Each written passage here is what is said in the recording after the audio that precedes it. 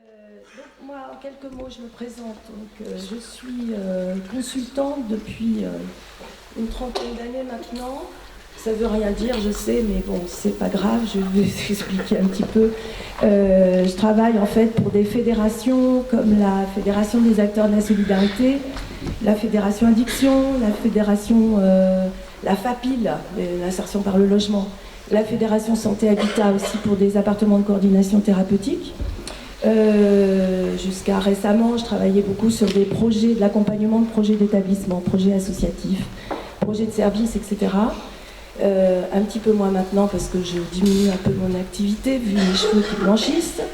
Et je suis membre fondateur de l'association ANDA-DPA, je vous en parlerai un peu plus tard, donc qui est une association qui s'est créée en 2009 pour diffuser cette approche centrée sur le développement du pouvoir d'agir, mise au point par le psychosociologue Yann Le Bossé, qui vit donc il y a un laboratoire au Québec, à Laval.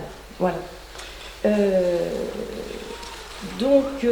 vais vous faire... Oui, mon parcours, j'ai fait des études d'assistante sociale à Hérouville-Saint-Clair, c'est pas très loin d'ici. J'ai été AS pas très longtemps, 2 ans et demi, 3 ans à Caen, en protection, enfin à la sauvegarde. Puis après, j'ai fait autre chose, la sociologie, etc. Voilà. Et je me suis intéressée à la question de la participation des personnes accompagnées depuis 1998 par le biais d'une étude menée par la FEDE, à l'époque c'était la FNARS nationale, sur les conseils de vie sociale en France. Voilà, une étude qualitative. Alors, je vais d'une part vous resituer un petit peu cette approche par rapport à peut-être d'autres courants, parce que les mots pouvoir d'agir, on les entend beaucoup en ce moment. Et puis ensuite vous présenter rapidement ce qu'on appelle le modèle en 4 axes, pardon, j'en enlève un, de Yann Le Bossé, avec peut-être une illustration, enfin peut-être sûrement une illustration très concrète de la manière dont on peut l'utiliser. Le PowerPoint, vous l'aurez, d'accord? Je ne le donne pas à l'avance, tout simplement parce qu'il m'arrive au dernier moment de rajouter des choses, genre la veille au soir. Et d'ailleurs, hier, j'ai rajouté des choses, donc voilà, donc je vous l'enverrai ensuite.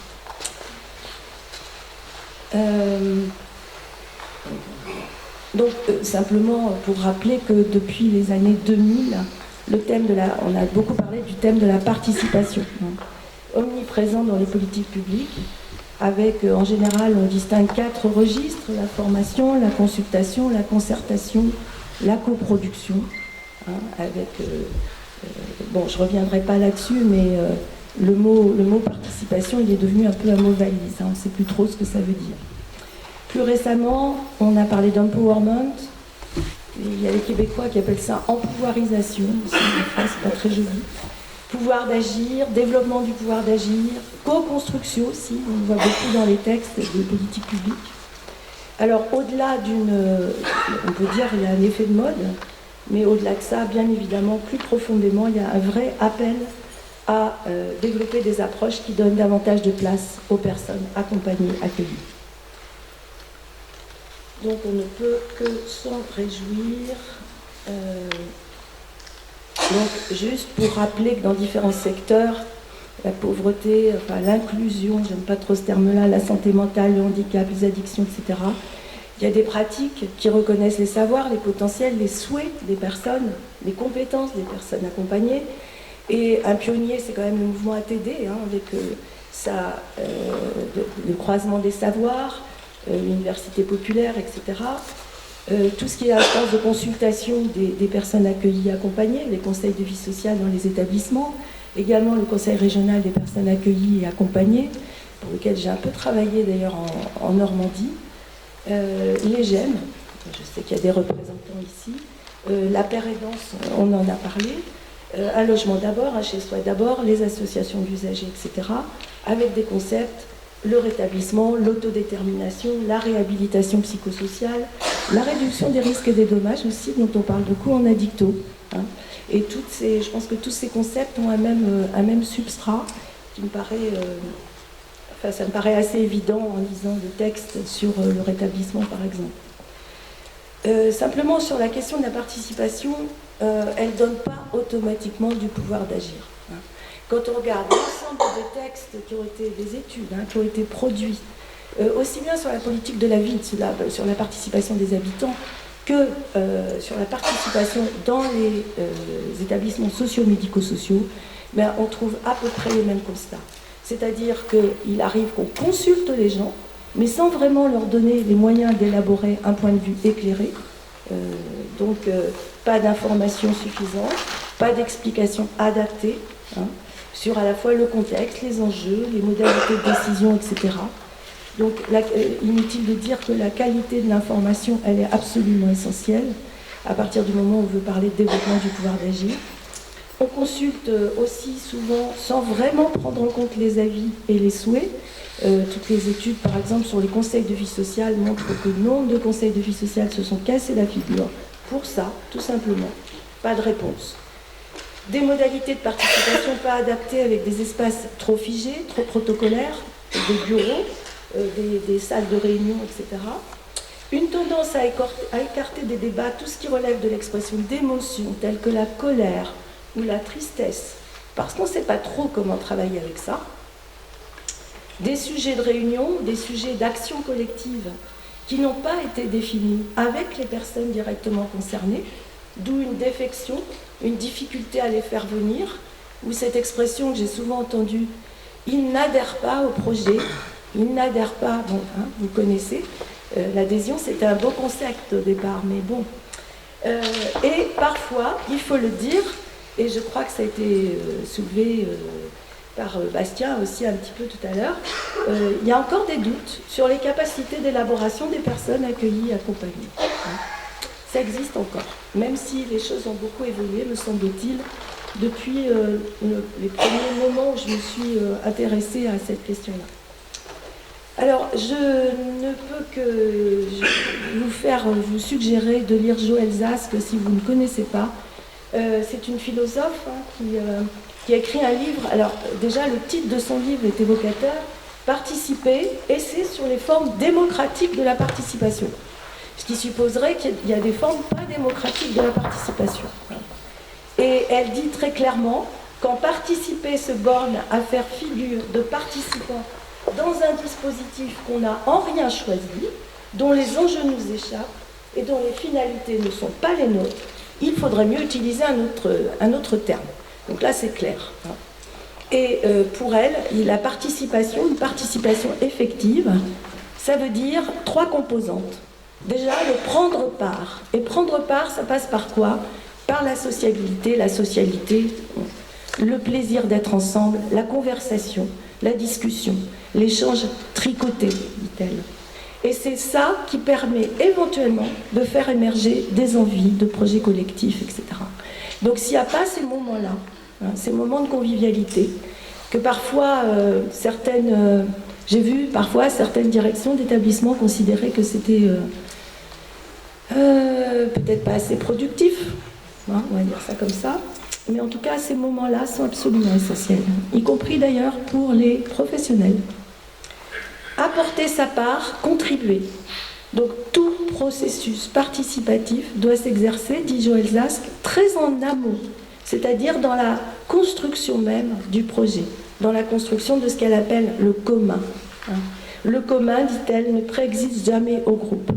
Regardez, donc je parlais des actions collectives qu'on a montées dans nombre d'établissements et qui n'ont pas été conçues avec les personnes accompagnées.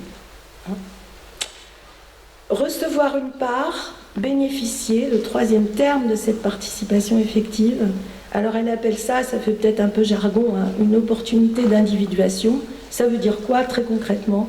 Que la personne se sente intégrée à un groupe et qu'elle sente qu'elle se développe, elle appelle ça développement personnel, bon, c'est aussi une expression un peu galvaudée, mais que la personne elle-même se sente grandir, etc. Et donc cette opportunité d'individuation, ça va se faire grâce à des ressources, attention, reconnaissance, soutien, information, formation, outils, etc., tenant compte des capacités des personnes, c'est-à-dire il faut que ces ressources soient aisément, facilement accessibles et appropriables par les personnes. Et chacun doit pouvoir choisir l'usage qu'il fait de ces ressources. Ça va là-dessus? Enfin, moi je trouve que c'est une pensée qui m'éclaire beaucoup dans la question, pour penser la question de la participation. Donc demandons-nous, dans tous les établissements, les associations, si on a bien ces trois composantes. Hein. Alors, la référence à l'empowerment, donc tout ça pour dire qu'on était sur l'idée que la participation, ça ne donne pas forcément du pouvoir d'agir. Quand on parle d'empowerment ou de pouvoir d'agir, il faut faire gaffe parce que c'est une référence qui est revendiquée, un mot qui est revendiqué par des courants de pensée extrêmement différents. Je renvoie au bouquin de Marie-Hélène Baquet et Carole Biviner, qui date de 2015, hein, sur l'empowerment. Et on a d'un côté, c'est une caricature bien sûr, mais d'un côté une version militante, donc vous voyez la référence au mouvement des droits civiques, des gens comme, si ça vous dit quelque chose, Saul Alinsky, qui était un community organizer, comme on a dit, à Chicago dans les années 50, dont on a reparlé au moment de l'élection d'Obama comme président des États-Unis, puisqu'il avait été lui-même community organizer à Chicago, justement. Paulo Freire, pédagogie des opprimés, etc., qui a été vraiment très un pédagogue, un philosophe très important. Et donc là, on parle plutôt de l'émancipation de collectifs face à des situations jugées comme injustes. Donc c'est plutôt, il y a l'idée, c'est un peu caricatural, hein, mais c'est plutôt à la société de changer. Hein. Donc l'empowerment, il ne peut venir que de collectifs dans cette vision-là, militante. Et puis d'un autre côté, on a vu surgir progressivement cette version néolibérale de l'empowerment, la mobilisation de l'individu, ses carences, sa motivation à se réinsérer, son mérite. Hein, voilà, on s'intéresse à ça. C'est à l'individu de changer. Et j'ai mis une citation de Jean Maisondieu, un psychiatre que vous devez connaître. On fait reposer sur l'individu la principale responsabilité de sa propre réhabilitation. Et je renvoie aussi aux écrits de Robert Castel sur ce sujet. Donc, vous voyez, quand on parle de pouvoir d'agir, on peut se référer à des idéologies complètement différentes. Et l'anecdote, moi j'ai vécu aux États-Unis dans les années 80, après avoir été assistante sociale à Caen. Et Reagan, à l'époque, n'arrêtait pas de parler d'empowerment, hein, tout en supprimant des politiques sociales.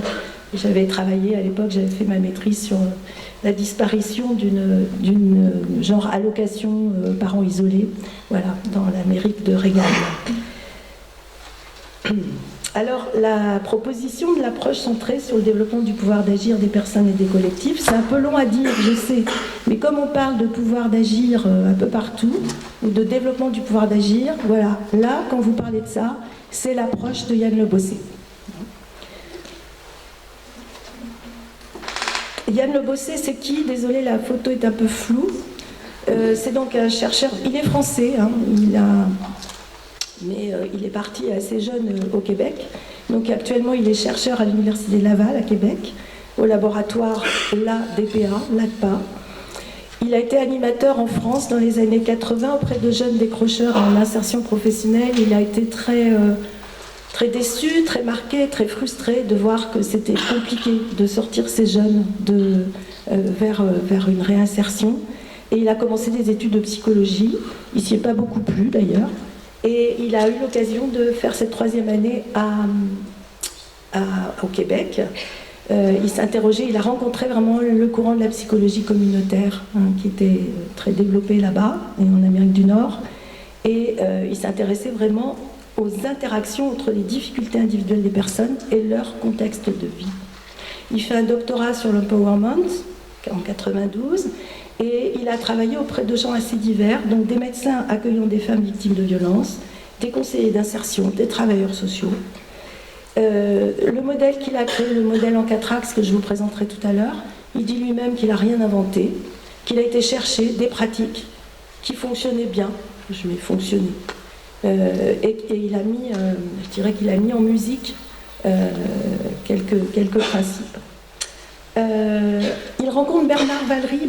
Bernard Valery travaillait dans la protection de l'enfance à l'époque, à Grenoble, et il coopère avec lui sur des formations-actions. Donc les premières formations-actions qui ont été menées avec l'approche GPA par Yann Le Bossé et Bernard, c'est entre 2002 et 2006. Il coopère aussi avec la Fédération des centres sociaux. Il a un frère qui travaille dans les centres sociaux. Et puis, voilà, on en arrive à la création de l'association ANDA-DPA. Il rencontre Claire Jouffret. Claire Jouffret est la première présidente d'ANDA-DPA. Claire le convainc d'organiser une formation, alors c'est sur 2 ans, une formation à l'approche des PAPC pour 12 professionnels. Ça se passait à Montpellier, puisque Claire est à Montpellier. Elle était à l'époque cadre à l'IRTS de Montpellier, voilà. Et puis ensuite, elle a démissionné avec des collègues pour diffuser cette approche et créer des contenus pédagogiques, voilà. Et comme je connaissais Claire, et qu'elle savait que je m'intéressais aux démarches participatives, elle m'a invitée à faire partie de cette aventure. Moi, je me suis formée un peu plus tard à l'approche, voilà. Alors, des inspirations, les inspirations de Yann, Paulo Freire, donc pédagogue brésilien, j'en ai parlé tout à l'heure, mais aussi le courant de la psychologie sociale, la psychiatrie sociale, la psychologie communautaire, pardon, et le travail social communautaire, avec un psychologue américain, Julian Rapaport, qui a été un personnage très important pour diffuser ces approches et qui avait fait une première traduction d'empowerment en disant que c'était un processus par lequel les personnes, les organisations, les communautés acquièrent le contrôle des événements qui les concernent. Voilà la première définition qui a été donnée par Julian Rapaport. Et puis aussi, ne pas oublier William Linnax, qui a écrit un petit bouquin qui est tout à fait intéressant, Empowerment et Intervention, et qui est le contemporain ils ont à peu près le même âge, de Yann Le Bossé, qui travaille également à Laval, et qui, lui, s'intéresse beaucoup à l'empowerment collectif. Hein. Ça va Oui, c'est bon. Alors, Yann Le Bossé, il s'appuie sur des écrits de Ricoeur, et en particulier une citation « La souffrance n'est pas uniquement définie par la douleur physique, ni même par la douleur mentale, mais par la diminution, voire la destruction de la capacité d'agir, du pouvoir-faire, ressenti comme une atteinte à l'intégrité de soi. Hein. Donc voilà, il relie cette question du sentiment d'impuissance, de la souffrance, à cette incapacité d'agir, je dirais même de choisir. Yann Le Bossé écrit dans un de ses petits bouquins, Soutenir sans prescrire, notre épanouissement personnel et collectif passe par la possibilité concrète d'agir sur ce qui est important pour nous. Et agir, c'est bien, c'est pas s'agiter, hein, c'est intervenir sur quelque chose qui a du sens pour soi, avoir prise sur le monde. Voilà un peu un des points d'appui philosophiques de Yann. Alors sa définition, celle-là elle date de 2012.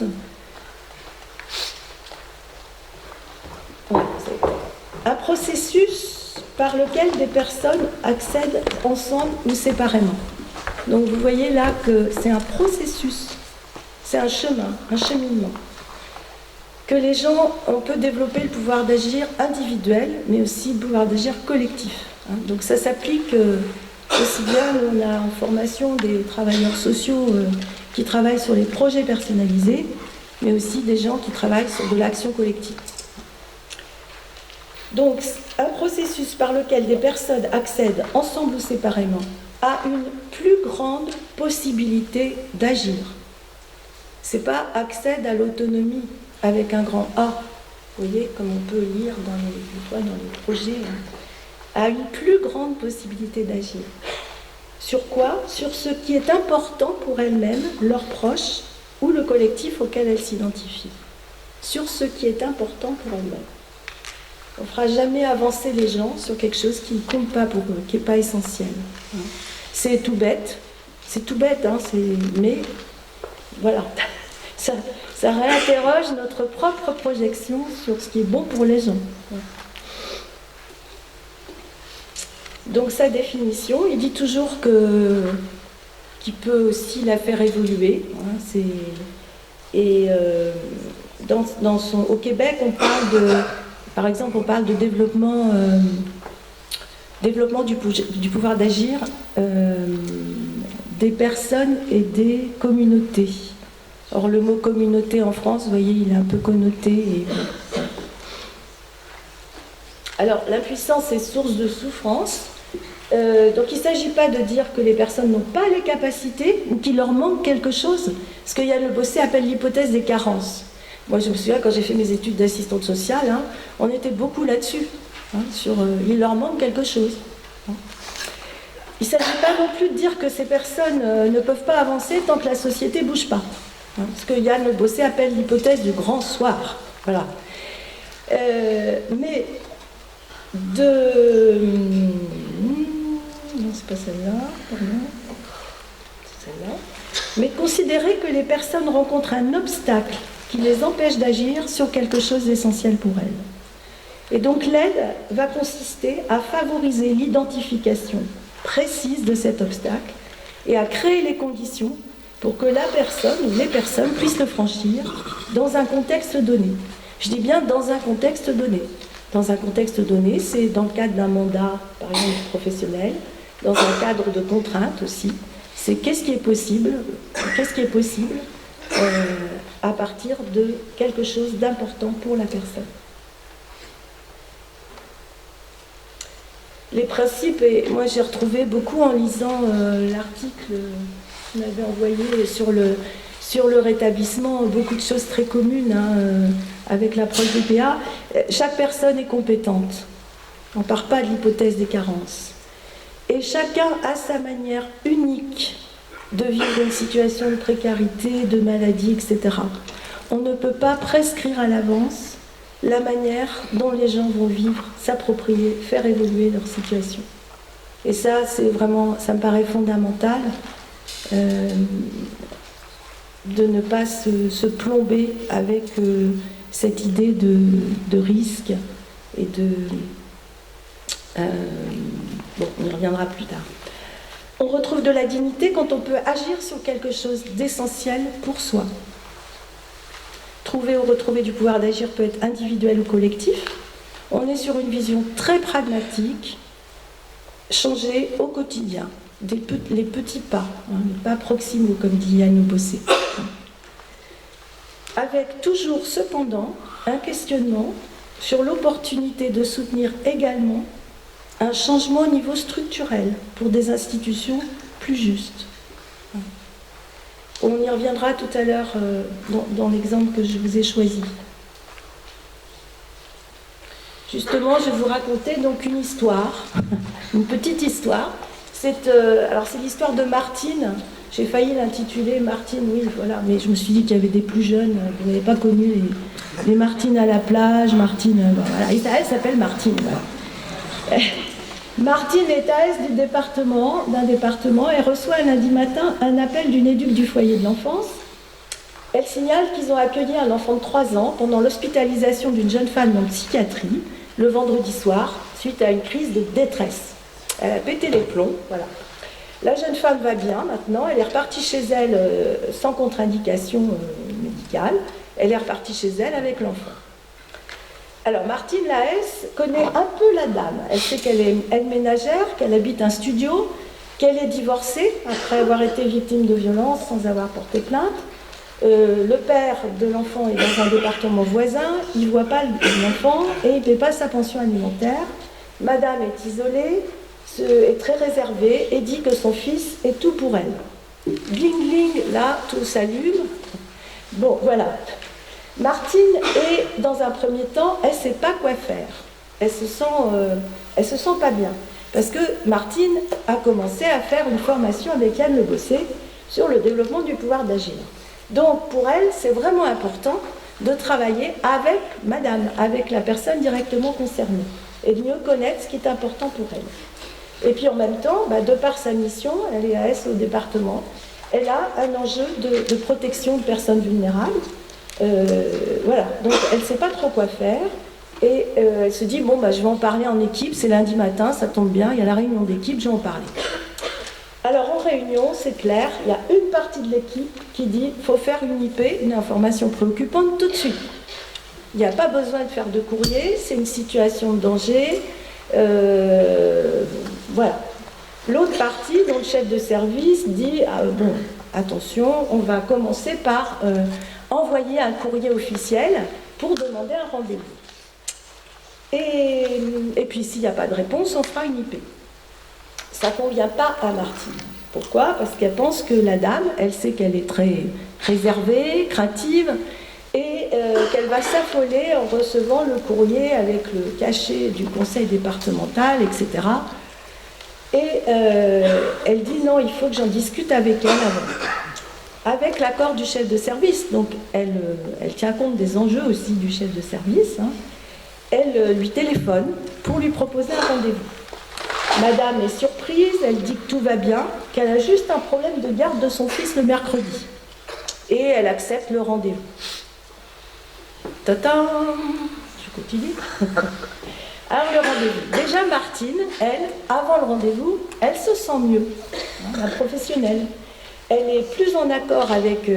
bon, à la fois, elle ne perd pas de vue l'idée du risque, hein, et de la question de la protection de l'enfant, mais elle est plus en accord avec ses valeurs, parce qu'elle sait qu'elle va discuter avec la dame de ce qui s'est passé.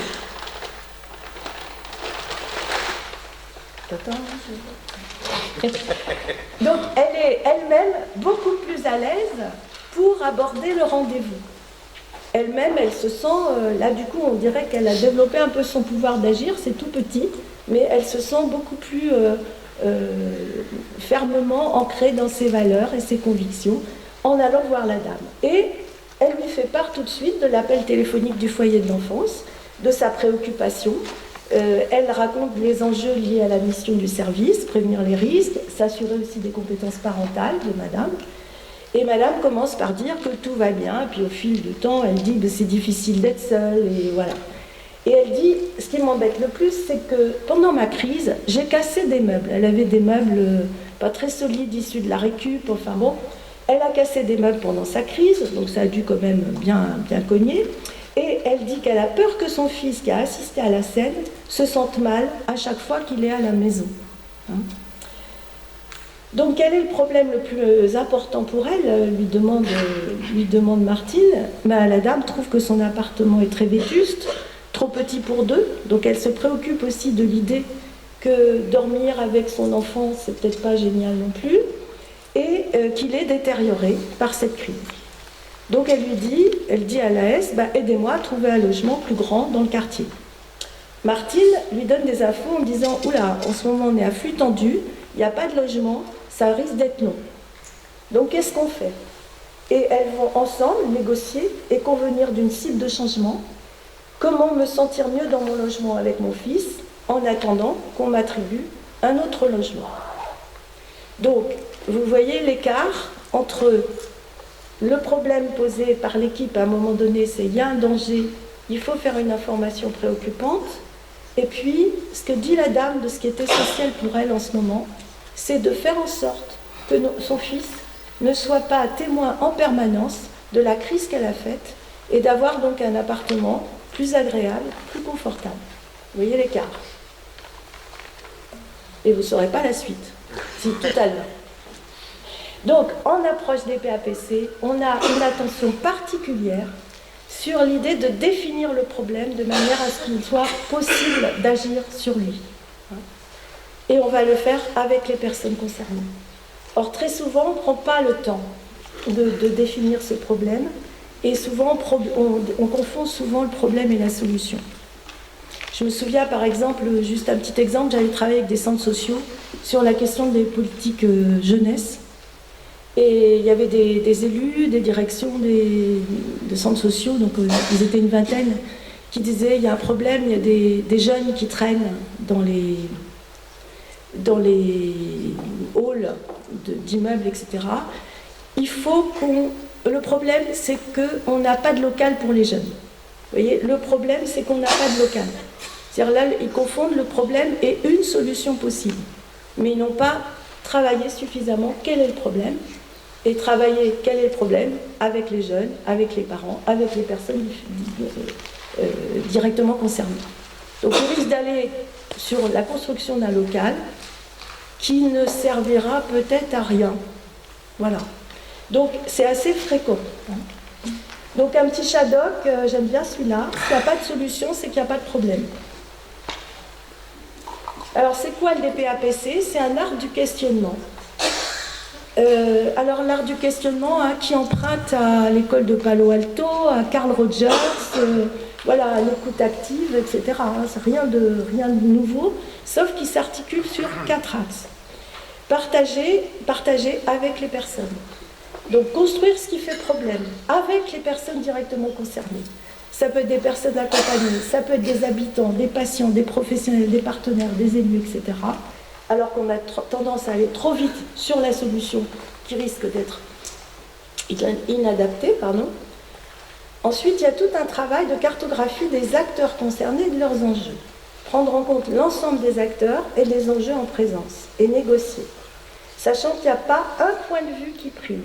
Tous les enjeux sont à prendre en considération, même ceux avec lesquels on n'est pas d'accord. Parce que si on les oublie, ça risque de poser problème plus tard.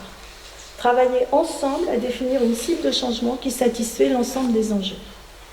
Sur la question des enjeux, c'est Bastien qui m'a rappelé ça. J'avais travaillé à un moment donné sur une formation de pères aidants qui était du coup organisée par la FAS, la Fédération des acteurs de la solidarité de Bourgogne-Franche-Comté, avec des financements de l'ARS.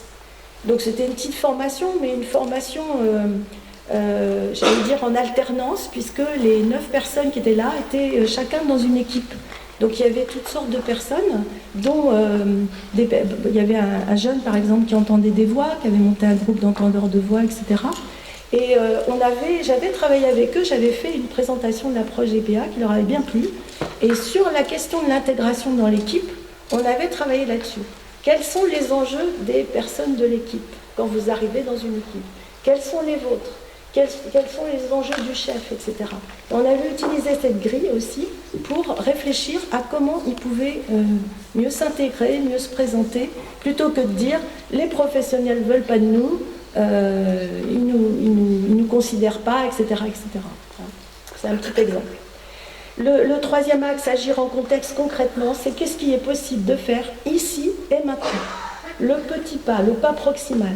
Vérifier qu'il n'est pas hors de portée et que toutes les conditions sont réunies pour que la personne puisse réussir. Et puis, on parle, nous, de démarche d'action conscientisante. Quand Paolo Freire parle de conscientisation, la démarche d'action conscientisante, c'est vraiment qu'est-ce que j'ai appris, la personne accompagnée, mais aussi les professionnels, les partenaires, qu'est-ce qu'on a appris de ce qu'on a fait ensemble. Et c'est ça qui peut favoriser le sentiment de compétence. C'est moi qui ai fait, c'est moi qui ai fait, j'ai été cap de fierté, d'estime de soi, etc. Quand on peut s'attribuer le mérite de ce qui a été réalisé. Ce que Paul Ricoeur appelle le principe d'imputabilité. Ça, c'est une grande. Et c'est ça aussi qui nous permet d'utiliser les compétences acquises. J'ai été capable de le faire, et c'est pas juste grâce à mon éduc, grâce au médecin, grâce à l'assistance sociale. C'est moi, j'ai été capable de. Et c'est à partir de là qu'on peut utiliser ces compétences par la suite. Alors un beau dessin, un beau schéma qui reprend ce que je viens de dire. Donc c'est si jamais vous n'aviez pas tout saisi. Le modèle en 4 axes, donc c'est cette méthode de questionnement avec, alors on a donné des numéros, mais on peut naviguer, on peut se balader dans ces axes, bien sûr, qui sont les acteurs concernés, leurs enjeux. En contexte, la question du contexte est importante. Ce qu'on fait là en ce moment, dans 3 mois, on dirait peut-être les choses un peu différemment parce qu'il y aura des changements. Que pensent les acteurs directement concernés du problème? Et on négocie la définition du problème, la définition des points, la définition des cibles de changement. Qu'est-ce qu'il est possible concrètement de faire? Et les conditions sont-elles réunies pour réussir? Et puis enfin, quels enseignements je tire de l'action tentée? Quels sont les effets? Donc c'est un mode de questionnement, c'est le système des questions ouvertes, sans induction, sans induire, reformulation, tout ça, toutes les techniques d'écoute active que vous connaissez, qui sont appliquées à ce schéma, à ce jeu des 4 axes.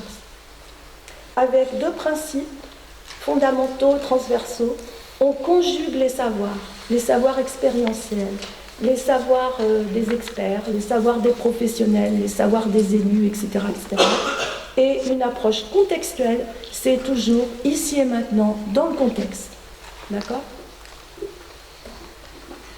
La suite de l'histoire, j'ai combien de temps, toi ? Pas beaucoup, je les ai passés. 5 minutes, waouh. La suite de l'histoire, Martine et Madame, par rapport à cette question-là de son appartement, comment réaménager, elles vont ensemble identifier les acteurs concernés par la cible de changement qu'elles ont définie et explorer leurs enjeux.